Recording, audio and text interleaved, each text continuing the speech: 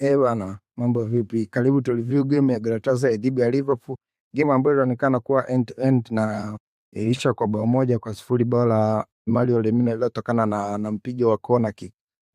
Takwimu za mchezo ni kama ifuatayo na zilikuwa zinaonyesha kuna uwiano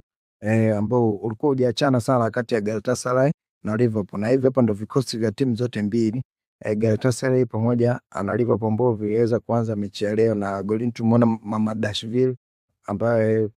amekuwa ni usajili mpya kwa Liverpool, aliweza kuanza mechi. Sasa Galatasaray walianza kwa press Liverpool kwa compact 4-4-2 na mara nyingi wakimtarget Konate kama pressing trigger yao.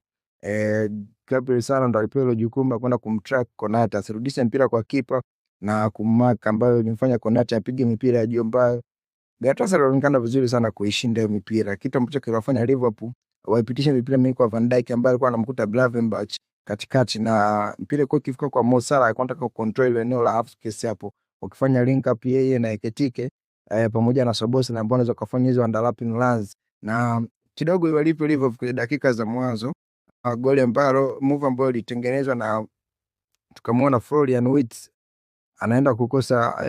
bao au chance ya wazi ambayo ilitengenezwa kutokana na movement hiyo ya Mo Salah kupokea mpira pembeni na kufanya link up kwenye half spaces na Ekitike au Dominic Szoboszlai. Kwa sehemu kubwa sana Liverpool kipindi cha kwanza wanaonekana kuwa dominant sana kwenye mchezo na walikuwa na varieties nyingi za build up, na ukiangalia pressing yao ya Liverpool ilikuwa inawalazimisha Galatasaray kupitia kuziba maeneo pembeni na kuachia eneo la katikati, wakiamini kwamba eneo la katikati la Galatasaray ndio sehemu ya kuwini mpira, na mara kadhaa ilionekana Galatasaray wakiingia kwenye huo mtego na wakipoteza mipira katikati, na Liverpool wakifanya ile counter attacks, lakini kwa azikulipa kwa upande mkubwa, lakini pressing yao ilionekana kulipa kwa sababu walikuwa wanaziba ile mianya yote ya pembeni, ambako inaonekana ndio kuna wachezaji hatari wa Galatasaray na kuachia ile eneo la katikati, na kisha mpira ukifika katikati basi wao wanakuwa aggressive kwenye kupress haraka, kitu ambacho kilofanya Galatasaray wawe na varieties. Kwa mfano kama hapo unaona Gabriel Sara ilibidi ashute chini, kitu ambacho kilitengeneza space kubwa kati ya midfield ya wale makazi wake ambao na mark na kutengeneza gap kubwa kwenye midfield ya Liverpool, kitu ambacho kilifanya akapiga cross moja kwa moja kwa Victor Osimhen ambaye alienda kuanzisha shambulizi ambalo alikufanikiwa, lakini ilionekana hivyo. Sasa kwa upande wa Liverpool kipindi cha pili, baada ya kuona kwamba Galatasaray wana press na wamemfanya Konate kama pressing trigger, waliamua kuisolate midfield yao na kina Gravenberch alikuwa anatokea pembeni, lakini kitu ambacho naweza kugundua ni kwamba Galatasaray walikuwa vizuri sana kwenye kuini mapambano na walikuwa vizuri sana kwenye kuziba ile mianya ya Liverpool,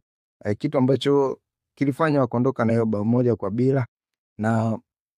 acha tuone sekondari itakuwaje, ingawa Liverpool kidogo wanaweza kujutia zile nafasi ambazo wameweza kukosa, kama hiyo nafasi ambayo tumeiona hapa ya Ekitike ambaye aliweza kuikosa na nafasi ambazo Florian Wirtz aliweza kukosa. Kwa hiyo